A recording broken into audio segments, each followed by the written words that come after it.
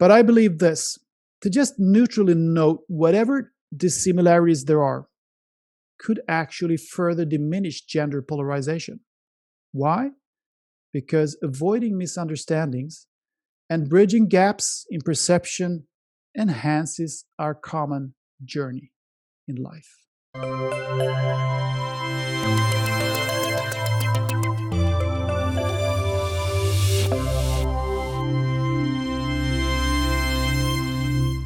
Hi everyone, welcome to Mind the Shifts. My name is Anders Bolling. A protracted, undulating, sometimes difficult and often surprisingly toxic question is the one of possible differences between the sexes. Are there any differences? And if so, does it even matter? From a higher perspective, it doesn't. I want to make that clear right away. On a soul level, we all dance with feminine and masculine energies, regardless of our physical gender. And this is what is most central to the essence of life.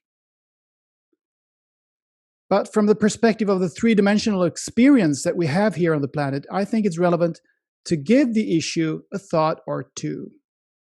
Like with most aspects of life, there is something there. My take on the matter is focused on sexuality. I had this great podcast conversation a couple of weeks ago with writer and journalist Kajsa Ekman about the new view on gender and sex that's taken hold, which has its origins in the transgender community, but is now spreading to all kinds of social and political arenas. The idea is that you are the gender that you feel you are, regardless of what you have between your legs.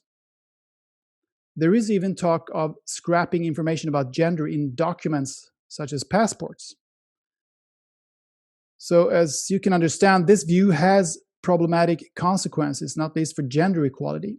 I mean, how can we know if women or men are treated unfairly in different contexts if we don't know their sex? Kajsa is a feminist, but also a Marxist and a materialist. After our talk, I mentioned my own interest in the esoteric side of the human experience. She found it interesting, and she told me about a Jungian analyst, Lisa Marchiano, who recently published a scientific paper about the new gender perspective. And Marchiano calls it a form of psychic epidemic. Carl Gustav Jung wouldn't be surprised, she says. When Ekman and I left the studio, a few questions remained on the table, as always. We spoke just briefly towards the end about differences between women and men, or possible differences. The interesting thing about my conversation with Ekman is that for a left-wing feminist like herself, the fight for equality is about getting rid of every stereotype about female and male behavior. But to be able to see those stereotypes clearly, one must establish the physical differences. So which are those? How widely should we define them? What can be classified as physical and not arguably goes beyond what the body looks like and which biological functions it features.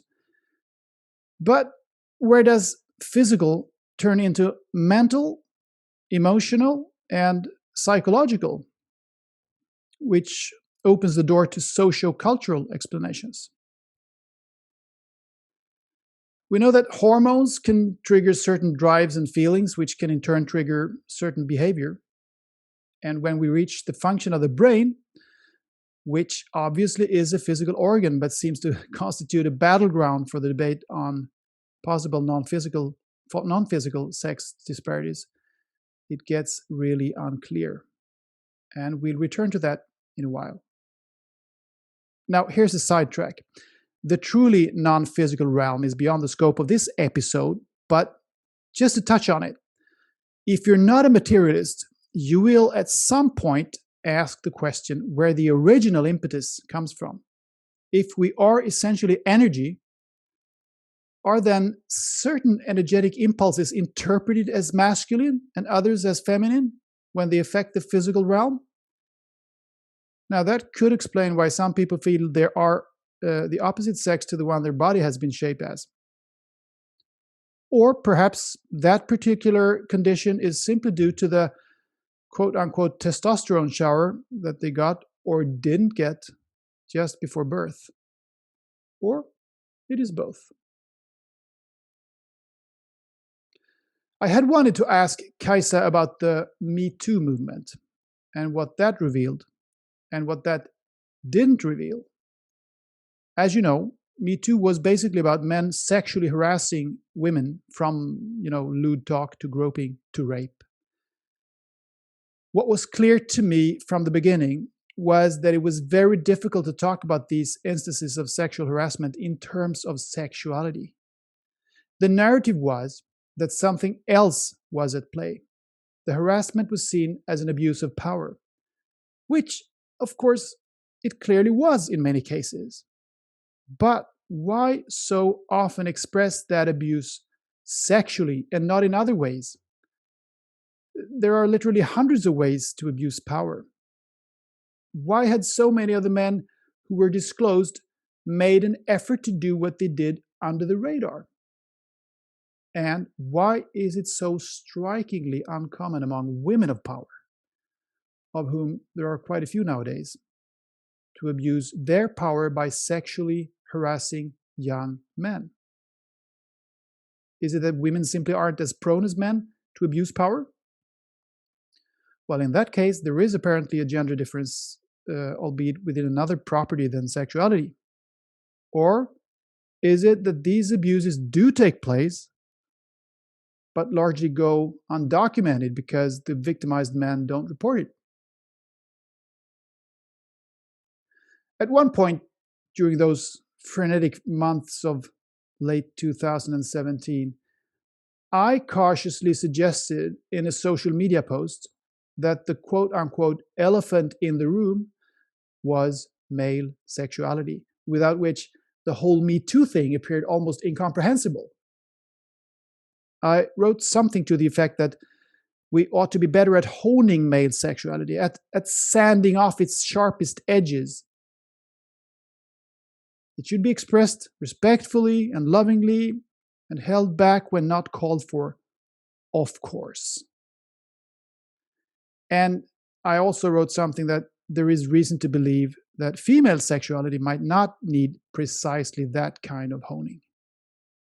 The reaction came immediately. Many said they were shocked. The catch-22 thing here, in this context, is that it's virtually impossible to be taken seriously if you both claim there is some difference in sexuality and condemn sexual harassment as much as anybody else.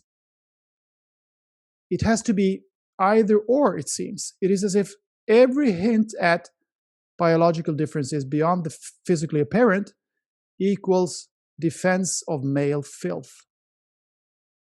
Speak of psychic epidemic. From a materialistic viewpoint, it's understandable if people think it would be easier to do away with discrimination and harassment if the whole gender thing was merely a social construct.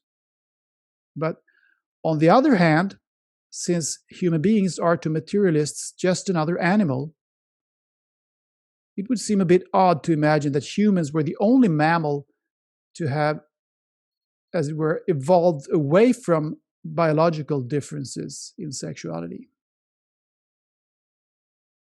Now, here's another sidetrack. As a matter of fact, environmentally and socially conscious materialists do view humans as something different than animals, because they often point to the fact that humans destroy the planet in ways that no other species would do, and thus establishing that we don't have a natural place in nature. In this, they actually coincide with conservative Christians, but I doubt that they see the irony of it. A Swedish writer and illustrator, Kerstin Thorvall, She passed away a few years ago. She was much admired, but also criticized. Her books were successes as much as they stirred up scandal. She had a compulsion to write about taboos, often of sexual nature and often from an autobiographical perspective. One of her last books had a very long title. It was translated from Swedish like this: I remember all my lovers and how they used to touch me. Again, it was mostly hailed as an audacious self-confessional, as audacious self-confessional literature. And I can't remember that anyone had any particular problems with the title. I have a feeling that the title, at least, would have been received slightly less positively had the book been written by a man. And I strongly suspect that the title in that case would have read, I remember all my lovers, or perhaps beloveds, and how I used to touch them. Having studied some of the pretty abundant research on gender disparity in sexuality, pondered and taken account of my own experience, I think it's fairly obvious that sex drive per se can be just as powerful in women as it can be in men when it is present. The thing is, however, that sexuality expresses itself slightly differently in the different sexes. My conclusion is that two dissimilarities stand out. The first one is that it is on average easier for women than for men to shut sexuality off and turn it on at will. And the second one is that sexuality has, on average, a stronger connection to visual impressions for men than it has for women. Numerous scientific studies have been made which conclude that women's sexuality is more changeable, more malleable, and more complex in nature than men's, and that men's sexuality is more straightforward, more constant, and has a clearer connection to biology and to visual stimuli. And research actually also shows that aggression is more strongly linked to sexuality for men than for women. Of course, it's difficult to assess to what extent social factors make, for instance, women suppress arousal or not to admit being aroused by, say, pornography. But I guess this measurement problem should have diminished significantly over the last few decades, given the massive shift towards erasing perceived sex differences in society, especially and most saliently so in the so-called Western world. In fact, one 2019 study where brain activity was measured found no difference of any importance between the sexes when men and women looked at pornographic images. But there was another study made a few years earlier that did find a difference. Well, the question that arises with this kind of study is to which extent gauged brain activity actually reflects the qualia itself, that is, what the individual experiences. Can we safely assume that no measurable brain difference means that women look at men's bodies when walking down the streets exactly the same way men look at women's? A few years ago, two female colleagues of mine expressed sincere surprise at the fact that anybody at all could have sexual connotations around young women's habit to wear tights and thin tops. I was taken aback by their surprise, and I didn't know how to respond.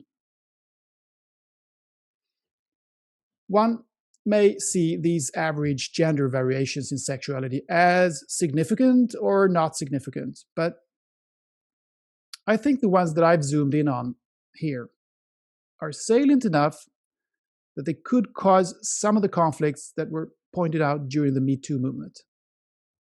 Being aware of them might clear the mist and help us avoid some misunderstandings. And apart from sexuality, well, as most of you know, we don't have to go further than to the nearest dinner table to find combative camps advocating for their respective standpoints, biology fanatics who all have their pet examples of striking differences, and social constructivists who reject all signs of polarity as ghosts in the patriarchal mind. Both camps often point to science, because there is, of course, an array of studies on every possible kind of gender disparity besides sexuality. The results are a mixed bag, as far as I can understand, often vague, and the debate has become a quagmire. When it comes to personality traits, studies have shown that women score higher than men on 4 of the so-called big 5 traits, in particular, agreeableness and neuroticism, and to some extent on extroversion and conscientiousness, whereas there's no detectable difference on the 5th, openness. The research on brain and mental dissimilarities is mired in controversy. Some studies have found differences in spatial and verbal capabilities, and some have not, or have found them too small to classify them as that. The most recent studies seem to indicate that the variability that can be found has more to do with the size of the brain than the gender itself. Health aspects tend to be more straightforward, however. Men are more likely to have certain mental health conditions, and women are more likely to have others. But, and this is an important but, the overlap in all these findings is large. The differences are more like tendencies, as Kajsa Ekis-Ekman put it. I myself, I don't think variations in these areas are nearly as relevant to human coexistence as variations in the area of sexuality, which, again, seems fairly well corroborated by science. In fact, most of what's put forward on this contentious subject is possible to refute by sheer conviction and by an emphasis on one's favorite factor or favorite circumstance. One interesting thought experiment would be to switch the roles in society around. What if women had been the top dogs for centuries? Wouldn't women then feature the same traits as men do in the majority society, and vice versa? Well, turns out that this doesn't entirely have to be a thought experiment. There are actually still a few matriarchies left in the world, although their traditions are gradually eroding due to increased contact with the outer world. A fascinating example is the Mosuo of southwestern China. The matriarchs of the Mosuo villages are physically strong, active and relaxed, yet nurturing and caring. Sexuality comes naturally and is central. Because of motherhood, women are seen as natural and obvious leaders in society at large, but a few men are appointed to make decisions about practical matters. Anthropologists from the West have studied the Mosuo matriarchy for decades. And a pivotal finding is that this society doesn't function as an inverted patriarchy. Not at all. The differences are striking.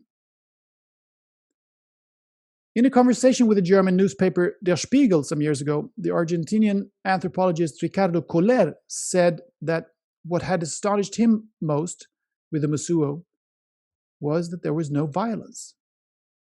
It simply doesn't make sense to the Mosuo women to solve conflicts with violence. Because they're in charge, nobody fights. They don't know feelings of guilt or vengeance. It's simply shameful to fight, Koller said. The women choose which men they want to have sex with. The so-called walking marriages that are practiced mean that couples are formed voluntarily and out of love, without signing any contracts. And as soon as love fades, either party is free to separate and search for a new partner. But even when a relationship is active, the man stays with his spouse only at night and he spends the day with other men. He can always stay with his mother at his mother's house. The children always live with their mothers. The one reason to be with another person is love, says Colère. And he continues, they aren't interested in getting married or starting a family with a man. When the love is over, then it's over. They don't stay together for the kids or for the money or for anything else. And here's an interesting feature. When a woman in the Mosuo tradition becomes sexually attracted to a man and tries to pique his interests, so to speak, despite being the gender in charge, as it were, she behaves in a way that most people would call feminine. Ricardo Colère describes it like this. These are very strong women who give the orders and yell at you as if you're deaf. But when it comes to seduction, they completely change. The women act shy, look at the floor, sing softly to themselves, and blush. And they let the men believe that they're the ones who choose the women and do the conquering. When Mosuo women make decisions, it's part of their job, and they're satisfied when the families and the village function well. It doesn't cross their minds to take advantage of their position by amassing power or wealth, according to the studies. Ricardo Colère comes to the conclusion that men are far better off when women are in charge than when men are. They work less, their burden of responsibility is lighter, they can spend most of the day with friends, and they can be with a new woman every night if they wish. Now, whether the Mosuo traditions are a fair depiction of what it would be like if matriarchy were the model on a larger scale in the world is hard to tell, of course. But admit that it is a fascinating insight into an alternative reality. The bottom line of this whole discussion about differences or possible differences is that there mustn't be any valuing or judging. It goes without saying, but I think it has to be said and stressed anyway. No variance, however big or small, says anything about good or bad. Whatever is there is there. It is about equally valuing all expressions of humanity. If you think of it, there are myriad physical, psychological, and mental differences in humans that enlightened people wouldn't dream of valuing unequally. And personally, I also have no problem with seeing evolution as distancing ourselves from the cruder features of our earliest editions. From a higher perspective, we're all one. But we're also undoubtedly here in this physical world, this spiritual school, where contrast and polarity are part of the curriculum. We all have feminine and masculine energy within us in differing quantities. And part of the individuation process, to use Jung's term, is to integrate them in order to become whole. Until we get there, though, we must deal with the contrasts. So why even talk about it? Well, I have asked myself that question. But I believe this, to just neutrally note whatever dissimilarities there are could actually further diminish gender polarization. Why? Because avoiding misunderstandings and bridging gaps in perception enhances our common journey in life. I mean, we're here to embrace the whole shebang with love in our hearts. Really, it's all pretty amazing.